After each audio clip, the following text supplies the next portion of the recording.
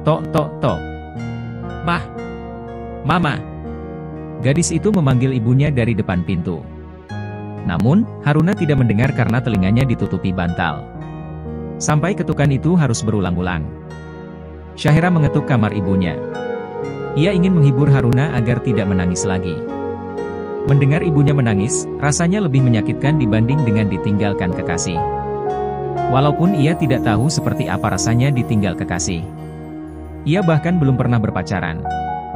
Mendengar suara pintu, Haruna segera bangun dan menyeka air matanya. Ia tahu, itu pasti Syahira. Cuma dia yang ada di rumah bersama Haruna. Ia tidak mau menunjukkan kesedihannya di depan Syahira. Gadis itu masih terlalu kecil, sedangkan Raja sudah lebih mengerti tentang masalah kedua orang tuanya. Ceklek. Ada apa sayang? Tanya Haruna saat membuka pintu. Ia memaksakan diri untuk tersenyum. Mama kenapa mah? Tanya sang putri yang langsung memeluk dan menangis dalam dekapan ibunya. Mama tidak apa-apa. Kenapa kamu menangis? Hah? Syasha dengar Mama menangis tadi. Jangan bohong sama Syasha mah. Mama bertengkar sama papa ya? Tidak. Itu hanya perasaan kamu saja sayang. Haruna mengusap puncak kepala Syahira. Kamu libur kan? Bagaimana kalau kita jalan-jalan? Syahira melepaskan pelukannya. Ibunya sedang mencoba mengalihkan pembicaraan, tapi Syahira tidak bisa bertanya terlalu dalam. Ia tidak mau ibunya marah karena dirinya terlalu ikut campur urusan orang tua. Mungkin dengan jalan-jalan, Mama bisa sedikit melupakan kesedihannya. Aku harus mengajaknya ke tempat yang indah, tapi kemana ya? Syahira bergumam dalam hati. Mencari ide untuk membuat ibunya senang merupakan hal yang sulit. Ia bingung mau mengajak Haruna pergi kemana. Malah melamun. Mama mengajak kamu jalan-jalan loh. Masa tidak mau? Tanya Haruna sambil menyeka sisa air mata di pipi Syahira. Jalan-jalan kemana mah? Kemana ya? Mama juga bingung. Oh, ke rumah kakek yang di Sukabumi saja. Kamu belum tahu kan? Mama dan Papa membuat kolam renang di halaman belakang, ucap Haruna. Kalau soal kolam renang di halaman belakang, Syasha sudah tahu dari Kak Raja. Lagi pula, ada kolam renang juga di sini mah. Buat apa jauh-jauh ke Sukabumi cuma untuk berenang? Tanya gadis itu dengan polos. Haruna mengajak Syahira ke sana karena tidak ingin melihat wajah Tristan. Ia ingin bersembunyi, setidaknya untuk malam ini, mereka tidak akan bertemu. Suaminya itu pasti akan segera menyusul, jika mengetahui Haruna pergi. Jika ia pergi sekarang, ia masih memiliki waktu panjang sebelum ketahuan pergi oleh Tristan. Pria itu saat ini pasti sedang sangat sibuk. Mungkin, malam nanti baru pulang. Memang sih. Tapi, di sana itu beda dengan di sini. Udara di sana lebih sejuk dan segar. Saat berenang di sana, kamu akan merasa seperti sedang berenang di sungai pedesaan. Dingin, tapi menyejukkan. Mau tidak, bujuk Haruna. Ia tidak mau pergi sendiri karena itu akan sangat membosankan. Mama pasti mau menghindari Papa.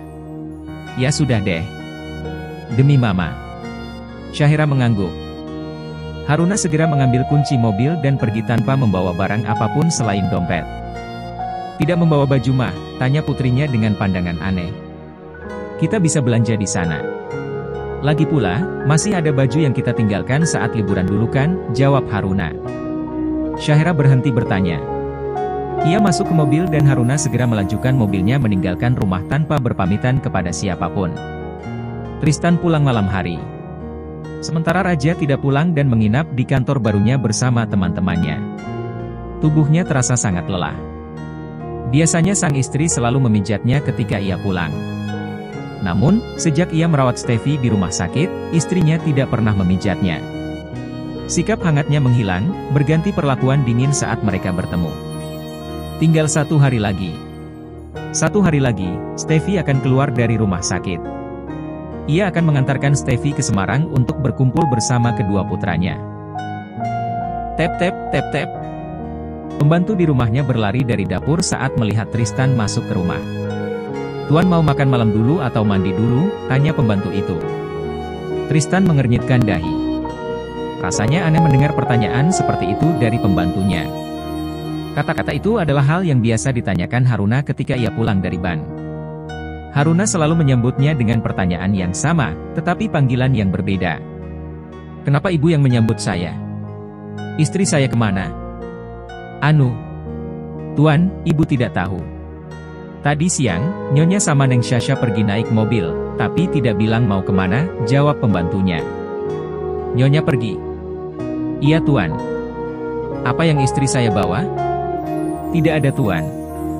Nyonya hanya membawa dompet kecil. Terima kasih. Saya sudah makan malam, jadi saya langsung istirahat saja. Ibu juga pergi tidur. Ini sudah malam, ucap Tristan. Pembantu itu pergi, sedangkan Tristan pergi ke kamar Syahera. Ia melihat barang-barang Syahera masih ada. Tidak ada yang hilang. Ia pergi ke kamarnya dan melihat lemari pakaian.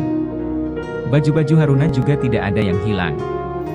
Berarti mereka tidak pergi jauh. Aku akan menyusul mereka nanti. Besok, aku harus mengantar Steffi ke Semarang. Setelah itu, aku akan membawa kalian pulang, gumam Tristan. Ia merebahkan tubuhnya tanpa mengganti baju. Biasanya, Haruna yang membantunya melepaskan baju dan dasi meski sedang marah. Setidaknya Haruna tetap bersedia untuk menyambutnya saat datang dari kantor. Tristan berguling ke sana kemari karena rasa tak nyaman di tubuhnya. Ia terpaksa bangun dan pergi ke kamar mandi, menyiapkan air mandi sendiri, membuka baju sendiri. Ia sudah biasa bermanja-manja dengan istrinya, sampai membuka baju pun harus istrinya yang melakukan. Ia sering bersikap seolah ia adalah anak-anak berusia 5 tahun. Usianya sudah menginjak 42 tahun, tapi sikap manjanya masih sama seperti saat ia pacaran dengan Haruna dulu. Kamu jahat sayang. Aku jadi buka baju sendiri, gumam Tristan. Ia mencelupkan jarinya ke dalam bak. Au! Panas! Tristan meniup jarinya. Air mandi yang disiapkan itu terlalu panas. Yah, maklum karena tidak pernah menyiapkan air mandinya sendiri. Jika di keran shower, air otomatis hangat saat ia menekan keran warm. Sementara untuk mengisi bak mandi, hanya ada keran air panas dan air dingin. Ia mematikan keran air panas, membiarkan air dingin tetap mengalir. Matanya sudah sangat berat. Sambil menunggu air mandinya siap, Tristan berjongkok dengan dagu ditempelkan ke tepian bak mandi.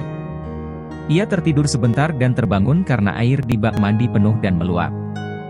Seusai mandi, ia segera melemparkan tubuhnya karena sudah sangat mengantuk. Ia tidur dengan memakai handuk kimono. Jika Haruna ada di hadapannya saat ini, dia pasti sudah marah-marah dan menyuruh Tristan untuk memakai piyama sebelum tidur. Malam berlalu. Semalaman, Tristan tidak bisa tidur dengan nyenyak. Beberapa kali, ia terbangun dan meraba sisi tempat tidur yang kosong. Ia kembali tidur ketika ingat istrinya tidak ada di rumah. Tristan bergegas bangun dan berdandan rapi. Ia akan pergi mengantarkan Steffi ke Semarang, setelah itu ia akan menjemput Haruna dan Syahera. Tempat yang biasa dituju Haruna saat lari dari masalah, hanyalah rumah mendiang ayahnya. Jadi, Tristan yakin, mereka berdua ada di sana. Ia tiba di rumah sakit setengah jam kemudian. Steffi sudah bersiap-siap untuk keluar dari rumah sakit. Ia tidak bisa menjernihkan masalah antara Haruna dan Tristan. Mungkin, memang sebaiknya ia cukup pergi dari Jakarta. Dia tidak akan membuat Tristan kerepotan lagi jika dia tinggal bersama putranya. Steph, sudah siap? Sudah Tris. Steffi menenteng tasnya. Sini, aku bawakan. Soal administrasi, aku sudah mengurusnya. Kita tinggal pergi saja, ucap Tristan. Terima kasih Tris. Padahal aku sudah membuat kamu dan Haruna bertengkar. Aku tidak menyangka, kamu tetap peduli padaku. Aku minta maaf, ucap Steffi. Itu bukan salahmu. Itu salahku, aku tidak berani membawa Haruna saat menemuimu. Aku akan merayunya nanti, ujarnya dengan rasa percaya diri yang tinggi. Mereka menghabiskan sisa perjalanan dengan saling berdiam diri. Steffi masih merasa pusing, ia memilih untuk tidur. Perjalanan panjang mereka membuat Tristan lelah mengemudi. Ia menepikan mobilnya di rest area untuk beristirahat sejenak. Kau mau makan? Tidak. Terima kasih Tris. Aku hanya ingin tidur, jawab Steffi. Ia menurunkan sandaran kursi dan memakai tasnya sebagai bantal kepala. Tristan merasa punggung dan pinggangnya sakit, ia menurunkan sandaran kursinya juga. Mereka berbaring dengan kaki menjuntai. Steffi berbalik miring dan menghadap ke arah Tristan. "Tris." Tristan berbalik dan menatap Steffi. "Ada apa? Kau butuh sesuatu?" tanya Tristan. "Tidak. Aku hanya ingin bertanya," ucap Steffi dengan pandangan sayu. "Tentang apa?"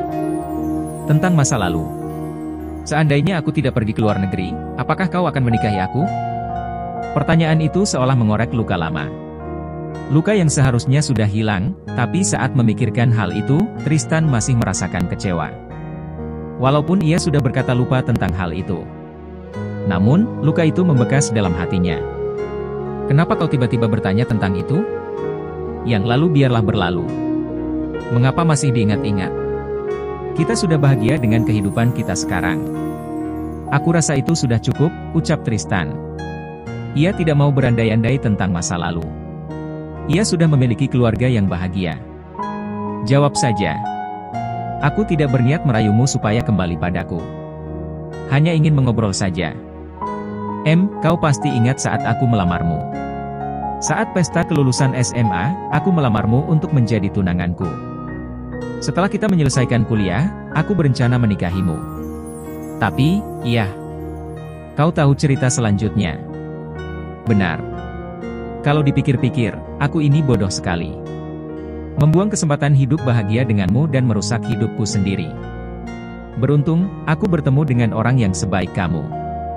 Dia menerima aku apa adanya," ucap Steffi. Ia kembali berbaring lurus, melihat atap mobil. Ia mengenang mendiang suaminya. "Suamimu, seperti apa dia?" "Dia itu, baik, sopan, pemberani, kuat, bertanggung jawab. Selain itu, dia juga tampan dan gagah di ranjang," ucap Steffi dengan lugas dan santai. Ia tidak melihat bagaimana wajah Tristan saat mendengar kata terakhir. "Hei, aku ini laki-laki. Kenapa kau mengatakan urusan ranjang denganku?" "Yang benar saja. Sifatmu ini tidak pernah berubah," gerutu Tristan. "Hahaha, kamu juga tidak pernah berubah.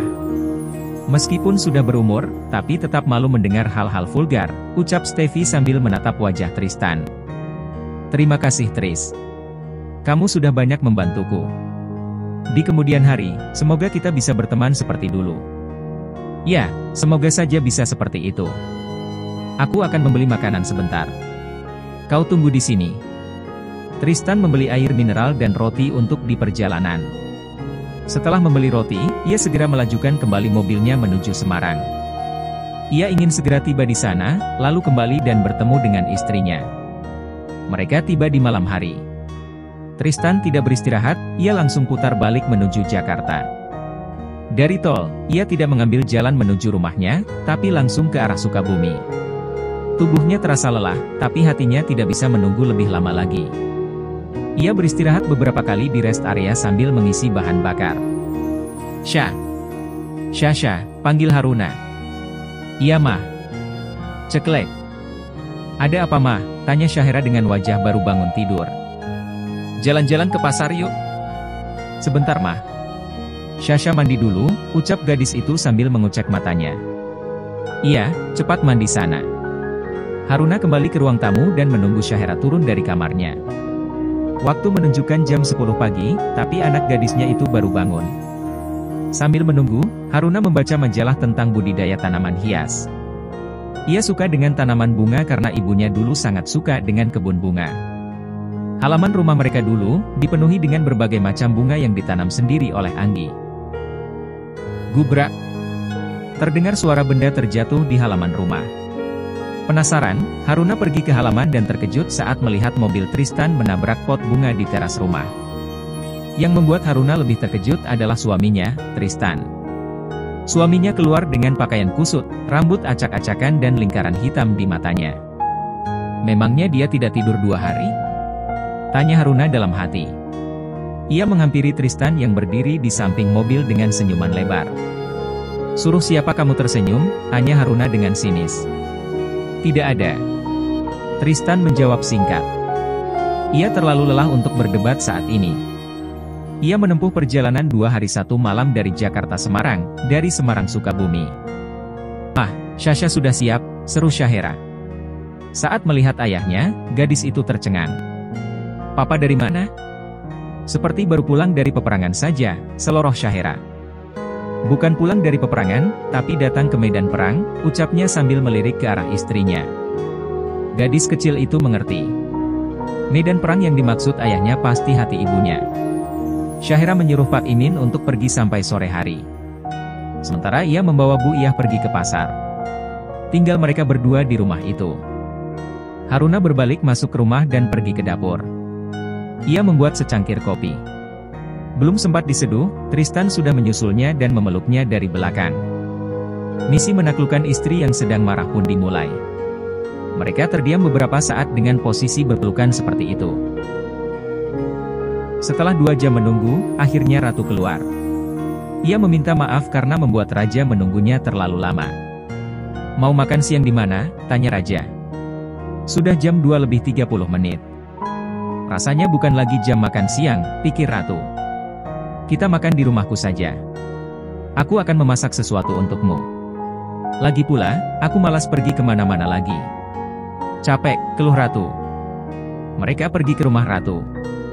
Memasak makanan sederhana lalu makan bersama. Mereka terus tersenyum malu-malu.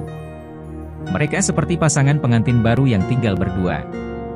Seusai makan siang, Ratu mencuci piring dan Raja yang menaruhnya di rak. Bagai sepasang pengantin baru, mereka mencuci piring berdua sambil sesekali saling curi-curi pandang, dan tersenyum saat pandangan mereka berdua bertemu. "Aku mau tinggal sebentar di sini, boleh?" "Untuk apa?" tanya Ratu dengan tatapan curiga. "Aku lelah. Mau numpang tidur sebentar." "Aku janji tidak akan berbuat macam-macam," ucap Raja sambil mengangkat jari telunjuk dan jari tengahnya sebagai perjanjian. "Kamu tidurlah di dalam kamar, biar aku tidur di sofa depan," ucap Ratu. Mereka selesai mencuci piring, dan bersiap tidur siang. Ratu melangkah ke ruang tamu, dan bersiap tidur di sana. "Kamu saja yang tidur di kamar, jadi biar aku yang tidur di sini," ucap Raja sambil merebahkan tubuhnya di sofa. "Tubuhmu itu tinggi. Kalau tidur di sofa, nanti kram," ucap Ratu. "Kalau begitu tidur bareng saja," ucap Raja sambil tersenyum. Ratu langsung memberontak saat Raja menggendongnya dan membawa ke kamar untuk tidur bersama. "Aku gak mau. Turunin aku Raja. Kita belum menikah, aku tidak mau berbuat sesuatu yang bisa membuatku malu," ucap Ratu. Ia terus memberontak dalam gendongan Raja. Pria itu menyenggol nakas dan membuat foto masa kecil Ratu dan Raja terguling. Ia tidak memedulikan hal itu dan membaringkan Ratu di ranjang. "Kamu itu berpikir apa?" "Jangan berpikiran terlalu jauh," ucap Raja sambil menekan dahi Ratu dengan telunjuknya. "Tidurlah. Aku akan memberi pembatas di tengah dengan bantal guling." "Aku tidak akan macam-macam, oke," ucap Raja. Dia lalu berbaring di sebelah Ratu dan menaruh bantal di tengah-tengah mereka. Mereka tidur saling membelakangi hingga malam tiba. Raja terlalu enggan untuk pulang dan memutuskan untuk menginap di rumah Ratu. Walaupun Ratu menolak dan tidak memberi izin, tapi pria itu bersikeras tidak akan pulang. Ratu hanya bisa mengalah dengan sikap arogan pria itu. Keesokan harinya, Ratu terbangun jam 5 pagi. Saat Ratu akan duduk, ia merasa tangannya seperti tersangkut. Ratu menoleh dan ternyata tangannya bukan tersangkut, tapi digenggam oleh Raja di bawah bantal guling. Ratu kembali berbaring dan kali ini ia tidur menghadap Raja, yang sedang tertidur pula sambil menggenggam tangannya. "Wajahmu masih sama seperti 3 tahun yang lalu. Kurasa, aku bisa mempertimbangkanmu untuk jadi suamiku kelak. Tampan, tapi juga bodoh. Masih banyak gadis sebaya kamu yang bisa dikejar. Kenapa malah mengejar mantan guru?" gumam Ratu. Ia menatap ke arah wajah Raja. Ratu terlonjak kaget saat Raja tiba-tiba membuka mata dan menatap ke arahnya. "Aku akan tetap mengejarmu, termasuk jika kau ingin terjun ke jurang," ucap Raja. Ratu menatap tak berkedip ke arah pria di depannya. Raja mengulurkan tangannya, mengusap rambut Ratu dan menyelipkan anak rambut itu ke arah belakang telinganya. Dek-dek. Ratu takut Raja mendengar detak jantungnya yang berdebar-debar dengan sangat cepat. Gadis itu menarik tangannya dan bangkit dari ranjang. Ia berlari keluar kamar. Ratu pergi ke kamar mandi dan membasuh tubuhnya di bawah kran shower. Raja juga memutuskan bangun dan pergi ke dapur. Raja memasak nasi goreng untuk dirinya dan Ratu. Gadis itu keluar dari kamar mandi tak lama kemudian. "Kau sedang apa?" tanya Ratu. "Aku sedang masak nasi goreng, ini sudah selesai tinggal ditaruh di piring," jawab Raja sambil menaruh nasi ke atas piring lalu membawanya ke meja makan. "Kamu sarapan lebih dulu, aku mau mandi. Nanti aku antar kamu ke sekolah." Raja lalu masuk ke kamar mandi. Setelah mandi, Raja keluar hanya memakai handuk. Ratu menundukkan wajahnya saat tak sengaja melihat Raja keluar dari kamar mandi dengan hanya menutupi bagian bawah tubuhnya menggunakan handuk biru. Raja meminjam baju mendiang ayahnya Ratu. Ia masuk ke kamar yang ditunjuk oleh Ratu. Selesai berganti baju, Raja menghampiri Ratu di meja makan. "Kok belum dimakan?" tanya Raja lalu duduk di depan Ratu. "Aku menunggu kamu," jawab Ratu tanpa menatap Raja. Ia malu untuk menatap Raja karena tadi dia melihat tubuh setengah polos pria itu. Rasanya wajah Ratu memanas dan memerah bak tomat cherry. Ini adalah pertama kalinya ia terbangun di samping orang lain. Ditambah pemandangan yang baru saja terlihat olehnya, gadis itu merasa benar-benar malu. Raja terus memperhatikan Ratu yang terus menundukkan wajahnya. Mereka sarapan dalam diam. Seusai sarapan, Raja mengantar Ratu ke sekolah. Di dalam perjalanan, Raja mengajak gadis itu mengobrol. "Kamu kenapa? Sejak di ruang makan sampai sekarang kamu diam saja. Apa kamu marah padaku?" tanya Raja. Ratu menggeleng pelan. "Tidak sama sekali. Aku hanya sedang memikirkan tugas siswa," jawab Ratu asal-asalan. Raja hanya tersenyum. Ia tahu dengan jelas jika gadis di sampingnya itu sedang malu. Apa dia malu melihatku keluar dari kamar mandi tadi?